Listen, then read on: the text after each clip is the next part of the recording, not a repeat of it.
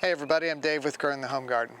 This is a Jane Magnolia, and I found this locally here in our area, and I had to get it because we had one at our other house and it was just a beautiful smaller tree to shrub type plant. It's a deciduous magnolia that was a hybrid of a couple of, like a Japanese magnolia and a Chinese magnolia. So it's actually a sterile plant, so you can't actually grow it from seed. Now, what I was hoping to do with this particular plant was to actually divide it, because there were some things with this particular plant that gave me some hope that we might be able to turn into several different plants. In the plant world, when you divide plants, you are really multiplying. So that's what we're going to do today. We're going to go through this Jane Magnolia. I'm going to show you what I look for when I buy plants to see if I can divide them. And then we're going to go ahead and split it up. And just so you know, Jane Magnolia is, I think the plant patent for it was like in 1968. So it is well beyond its 20-year period for plant patents if you want to propagate this from either cuttings or division or layering. In the past, I've had success with layering, but today we're going to see if we can divide it. So let's take a look. So when I'm looking for a plant that could potentially be divided, I'm looking for something that would be kind of mounded up. You can see here that there's several branches on the outside edges of this pot that are covered in soil.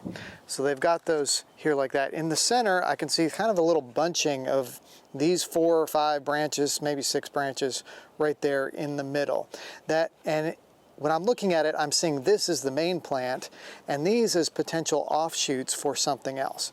So what we're going to have to do is we're going to have to turn this on its side, empty out the soil so we can see where the roots are around these, see if they have some roots on them, and if they do, we can sever them just using a simple pair of pruners off of that, and then put them in their own individual pots or plant them outside in the garden depending upon what you want to do with them. The other thing I noticed was down here on the bottom that it is very pot bound. You can see here there's roots coming out the side and there's roots coming out the bottom. So we are going to have quite a few roots that we may need to prune and trim off, which might be a good sign for our dividing of those particular branches there on the sides. So let's take a look. Let's get this thing out of its pot and see what we've got. All right, so I'm going to turn it on its side. This may be a little difficult to get out just because it has some pot-bound signs here. We may end up having to trim some of these roots off in order to get them out. This particular one here does look like we might have to do that with, although we could potentially cut the pot itself and hopefully squeeze it out that way. So let me first start off and see if I can actually get any of this out of the pot just simply by squeezing it through, but I don't think we'll be able to. It did loosen it up a little bit, but these are not going to go through that hole. So we'll go the other strategy and we'll go ahead and get out a pocket knife and give it a good cut. All right, so I'm just going to come over here and cut through the bottom of the pot. See if we can peel it out that way. So that should be loose enough now that we should be able to pull it right out the top.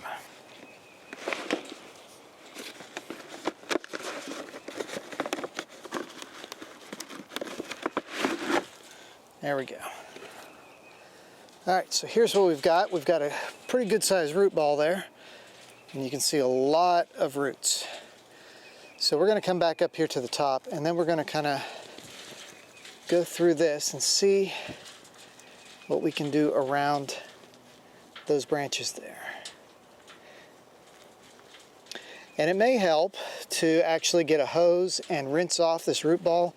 Honestly, there's probably not that much soil in here, so it's maybe better off for us to just clean it all out. Okay, so we got the hose connected here. I'm going to go ahead and give this a good rinse down and see what we can get off this root ball before we actually start trying to divide it. Sometimes it's a whole lot easier to do something like this. You can see I just hooked up the hose. Just kind of clear off some of that soil. And this little garden cart that I've got here does a pretty good job of allowing the dirt to come right through into the grass area, and so I don't have to worry about cleaning up. As an added benefit to doing this is the soil, or the roots, are going to be very wet here, so we don't have to worry about them drying out too much while we're operating here. Plus, this will loosen things up quite a bit and make it easier to do what I'm hoping to do. So one of the side shoots I was hoping to take as a cutting is right here. So I'm going to kind of peel away a little bit. And if you look down in here, you can see a pretty good sized root that is coming right from that little spot. So you can also see where it is connected. I'll turn this slightly there, where it's connected to the main branch. So in that location, I'm going to just get in there with my pruners real good. And this shouldn't hurt the main plant at all. Get under that little piece, give it a snip. And now I'm going to try to trace those roots out a little bit, give it a nice gentle pull, not real hard. You can hear a little snapping, so we are breaking a few roots. But if you look at that, we've got a pretty good root system there on a plant that is probably about a foot tall. And we've just snipped it off the side, and these should grow into their own really nice root system. We'll plant that up into a pot and then let it grow a little bit, and then maybe in a couple of weeks put it out in the garden somewhere. So if you look over here on this side, this other branch coming off of it has got some really nice looking roots coming off. And these are pretty high up, so that's like right there on that little branch spot. Hopefully you can see that in the image. So on the other side, you can see these little roots coming off of this side branch, and they are pretty good looking roots. They're kind of thick. They're exactly what we're looking for in order to divide. And we'll take a cutting from right there, go just underneath where those roots are, off of this. And then we'll do the same thing as with the other one. We'll just kind of gently come in, and I need to loosen this up a little bit more with some water.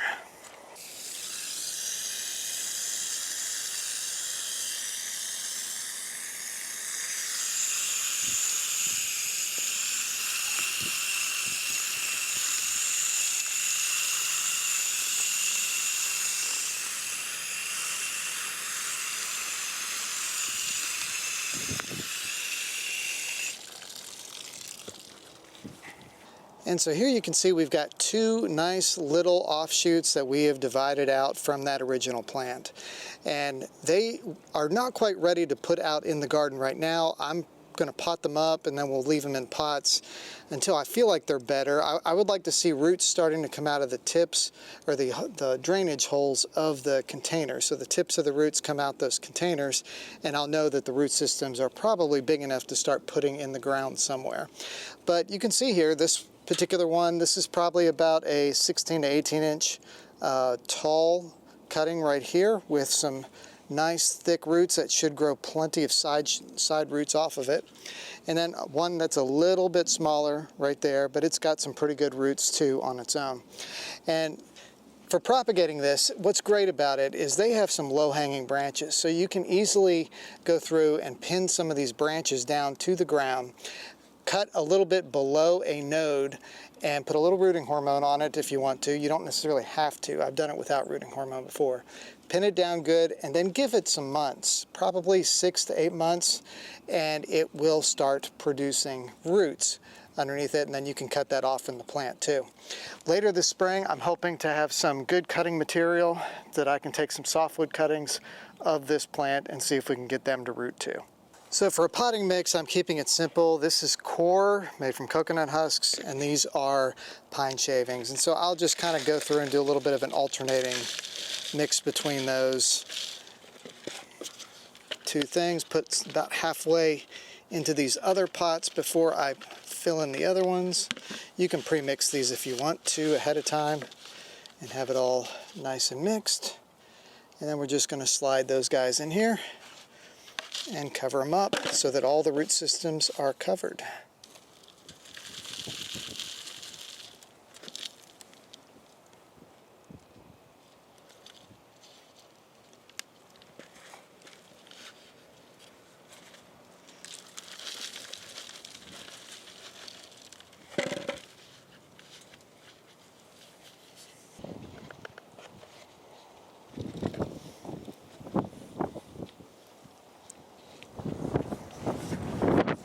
It's always a good idea to firm things down a little bit into the pot, so if there's any air pockets, those get pushed out. And then we're going to give it a good watering at the end, like you would any plant.